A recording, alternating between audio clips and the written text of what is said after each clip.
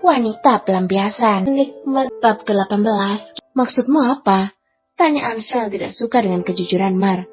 Kamu jangan salah paham dulu, Ans. Sebelum mereka berdua mengenal kamu, Ray lah yang mengenalkan sosok seorang ayah. Ray juga yang selalu menemani mereka di saat mereka merindukan seorang ayah. Ray juga menginginkan dirinya dipanggil ayah, agar mereka juga bisa mempunyai sosok seorang ayah seperti teman-teman mereka, terang Mar. Hansel hanya diam mencerna setiap ucapan yang keluar dari mulut Mar. Dalam hati Hansel mulai ragu. Apakah aku bisa menjadi ayah yang baik buat mereka? Apakah aku egois telah merebut Selo dan Selin dari Ray? Memang, Ray bukan ayahnya, namun Ray mau menggantikan dirinya menjadi sosok ayah yang sangat disayang kedua anaknya. Hansel mulai berpikir, hatinya mulai bimbang dengan kebahagiaan mereka. Apa kau tahu, Ans?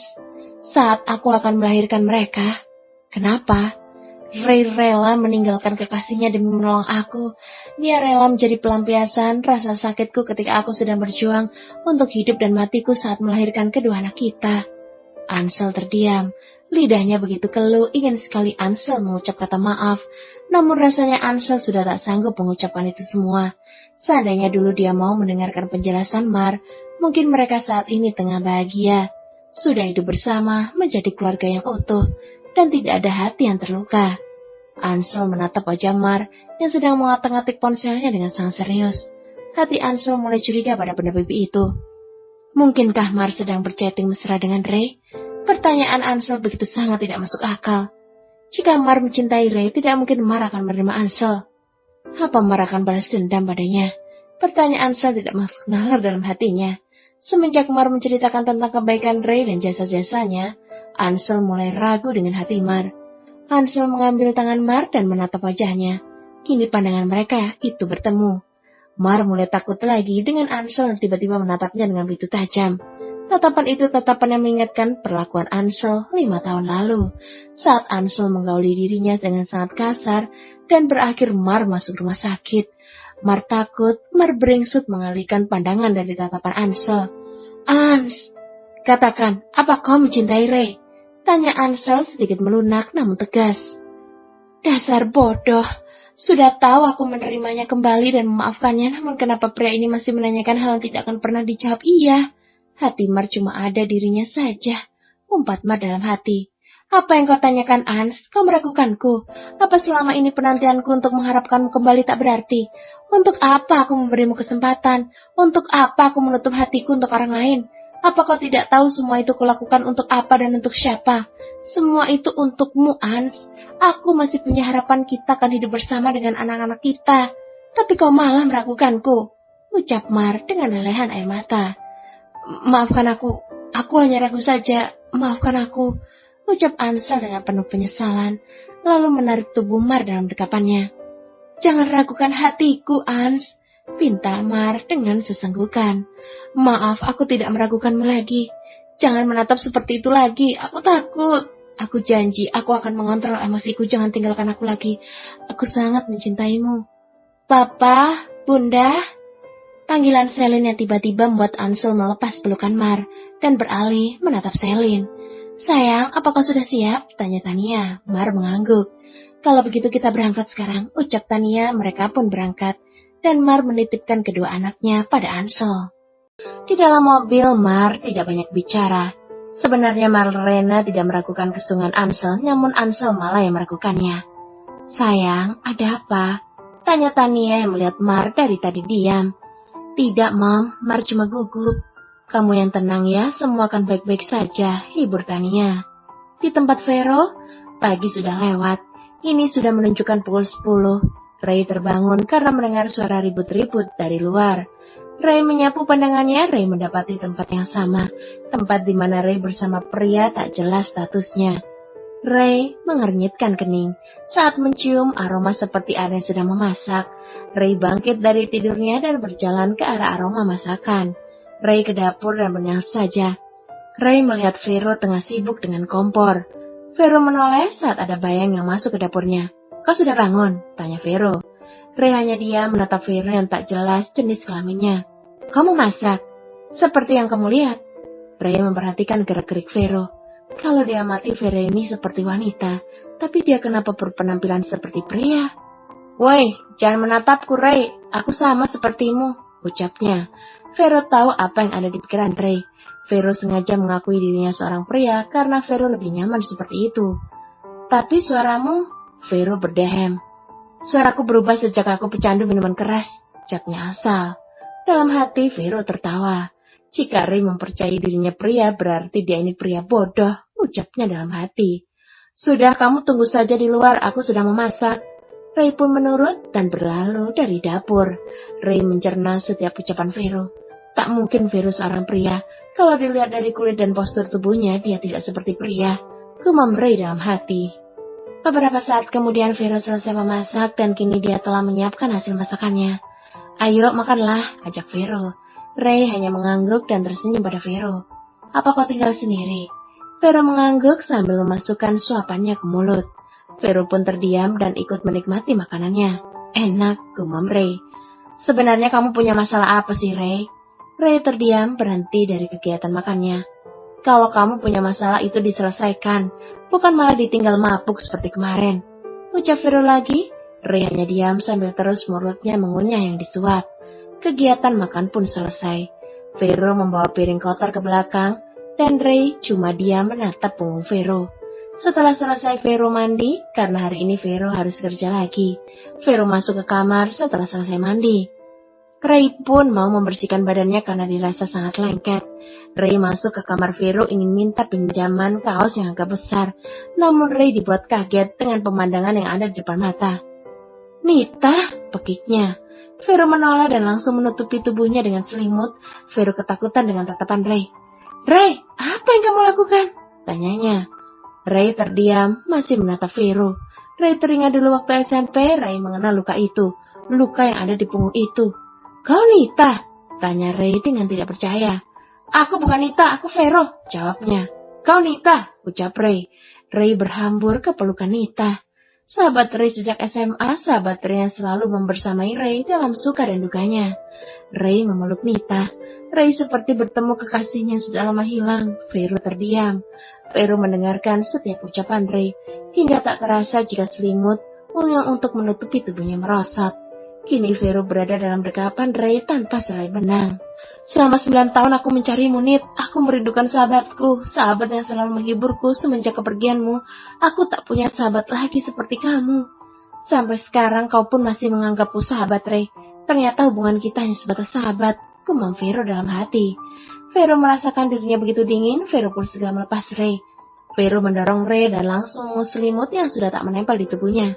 Maaf, Nit, aku sangat merindukan kamu hingga tak tahu keadaanmu, ucap Ray dengan kepala menunduk. Sedangkan Vero langsung mendorong Ray untuk keluar. Vero adalah sahabat Ray sejak SMP. Vero dulu hanya menganggap Ray adalah sahabatnya, namun lama-kelamaan, karena seringnya bersama, Ray yang selalu curhat tentang kedua orang tuanya, Ray membenci papinya, yang karenlah mengkhianati mominya. Di mana ada Ray di situ pasti ada Vero. Perasaan Vero pun berubah ke Ray, namun Vero tak mau mengungkapkan. Vero tidak mau kehilangan Ray hanya karena perasaannya.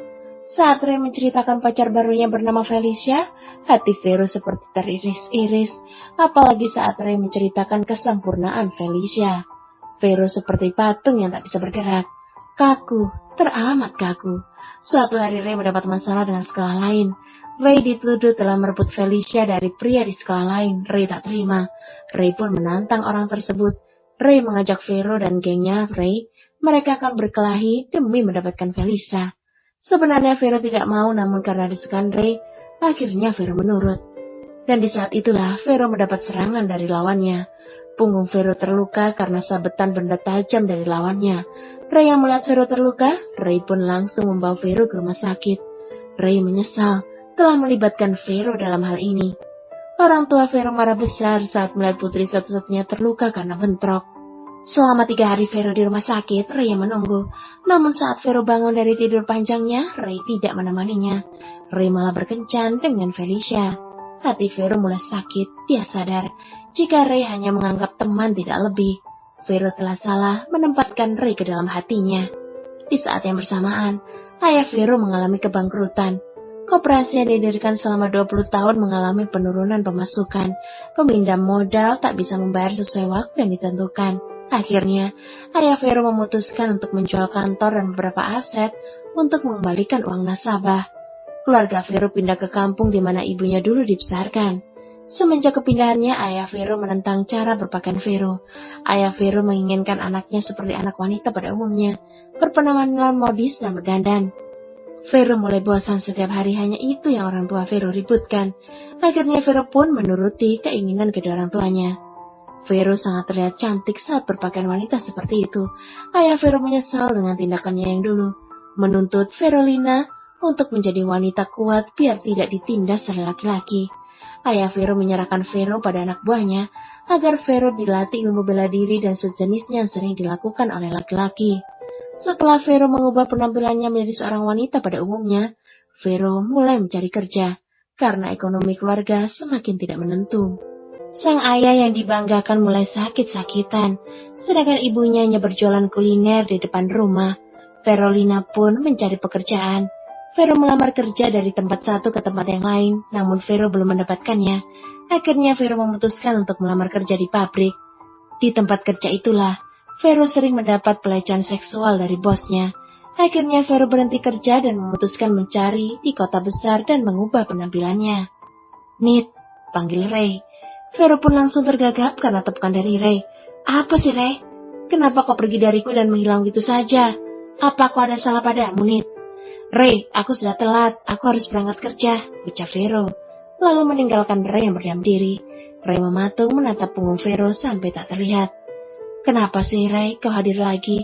Di saat aku sudah nyaman tanpa bayang-bayangmu, kau selalu menyiksa aku, Ray," ucap Vero. Saat ini, Vero sedang berada di sebuah taman. Vero saat ini sedang cuti kerja untuk menghindari kontak dengan Ray. Makanya Vero pergi dengan alasan kerja. Vero adalah wanita rapuh yang memendam cinta. Dia memang terlihat kuat karena penampilan dan sikapnya yang acuh. Ray masih setia di rumah kontrakan Vero. Ray menunggu Vero untuk menceritakan sesuatu. Ray sangat yakin jika Vero masih sama dengan Vero yang dulu. Vero yang peduli dan selalu menomorsatukan dirinya. Ray benar-benar egois, yang menuntut selalu dimengerti dan didengar. Ray menunggu kedatangan Vero, namun sampai jam 2 siang Vero belum menampakkan batang hidungnya. Di tempat yang berbeda, Mar tengah memilih gaun yang cocok buat dirinya. Pernikahan ini hanya akan dilaksanakan di gereja dan resepsi cuma di rumah Ansel. Ansel tidak ingin menambah kelelahan buat Selo, karena Selo masih harus banyak istirahat. Setelah Mar mendapatkan gaun yang diinginkan, Mar dan Tania segera pulang karena hari ini sudah sangat sore. Mar dan Tania kembali ke rumah sakit, namun ternyata Selo sudah diperbolehkan pulang. Mereka tengah menunggu resep obat dari dokter. "Sayang," sapa Mar pada kedua anaknya. "Bunda, kali ini Kak Selo udah boleh pulang," ucap Selin. "Kita akan kumpul kembali di rumah," ucap Tania. "Iya, Eyang. Selin suka di rumah Eyang." Tania pun memutuskan untuk pulang lebih dulu karena hari ini begitu sangat melelahkan, dan tinggallah mereka berempat. "Sayang, apa kau masih marah padaku?" tanya Ansel sambil memegang kedua tangan Mar. Mar menggeleng lalu tersenyum. "Bagaimana aku bisa marah jika sehari tak melihatmu saja aku rindu?" ucap Mar sedikit menggoda. Mar ingin memperbaiki sifat Ansel yang pemarah. Mar ingin dirinya selalu ada buat Ansel. Bukan karena takut akan Ansel, namun karena Mar sangat mencintainya. "Makasih sayang," ucap Ansel lalu mencium kening Mar dan selanjutnya mengecup bibir Mar. Tak berserang lama, dokter datang dengan membawa resep obat untuk Selo. Dokter berpesan agar Selo secepatnya mendapat penanganan yang serius, karena sangat khawatir jika suatu saat Selo akan mengalami lagi, malah akan berakibat fatal untuk kedepannya. Mereka pun mengangguk, lalu mereka keluar dengan wajah penuh kebahagiaan. "Sayang, besok setelah kita menikah, aku ingin kamu di rumah mengurus keluarga kita," ucap Ansel. "Aku juga maunya gitu, tapi perusahaan papa gimana? Tidak ada yang mengurus." "Serahkan semua padaku, aku akan memantaunya," ucap Ansel. "Dan setelah menikah, aku ingin membawa Selo berobat ke luar negeri." "Tapi Ans, dia anakku juga, aku berhak mengurusnya," ucap Ansel. Mar diam dari pembicaraannya dengan Ansel karena semua yang dibilang Ansel itu benar.